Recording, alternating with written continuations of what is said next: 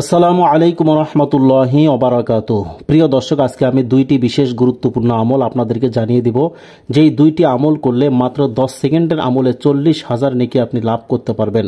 দোয়াটি খুবই ছোট্ট একটি আমল। এই যে দেখুন, আশহাদু আল্লা ইলাহা ইল্লাল্লাহু ওয়াহদাহু লা শারীকা লাহু ইলাহান ওয়াহিদান সামাদান লাম ইয়াত্তাখিজ সাহিবাতান ওয়ালা ওয়ালাদান ওয়ালাম ইয়াকুল লাহু কুফুয়ান আহাদ।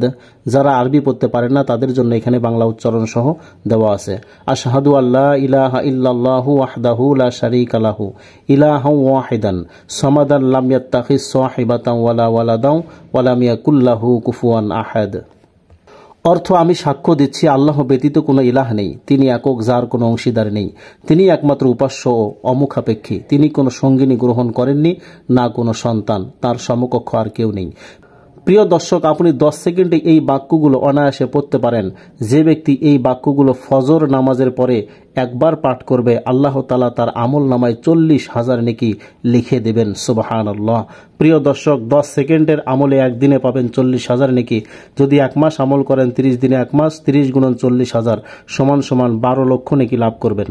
এক বছর যদি আমল করেন, এক বছরে 12 মাস, তাহলে 12 গুণন 12 লক্ষ সমান 2,40,00,000 নেকি লাভ করবেন।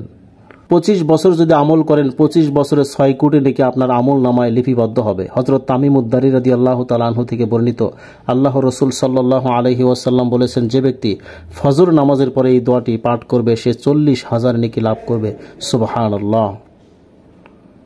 প্রিয় দর্শক, দ্বিতীয় আমলটি হচ্ছে মাত্র 10 সেকেন্ডের আমলে জাহান্নামের আগুন থেকে আল্লাহ পাক আপনাকে নাজাত দান করবেন। প্রিয় দর্শক, 10 সেকেন্ডের আমলে জাহান্নাম থেকে হেফাজত।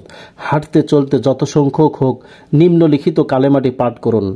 আশহাদু আল্লা ইলাহা ইল্লাল্লাহু ওয়া আশহাদু আন্না মুহাম্মাদার রাসূলুল্লাহ। বাংলা উচ্চারণ, আশহাদু আল্লা ইলাহা ইল্লাল্লাহু ওয়া আশহাদু আন্না মুহাম্মাদার রাসূলুল্লাহ।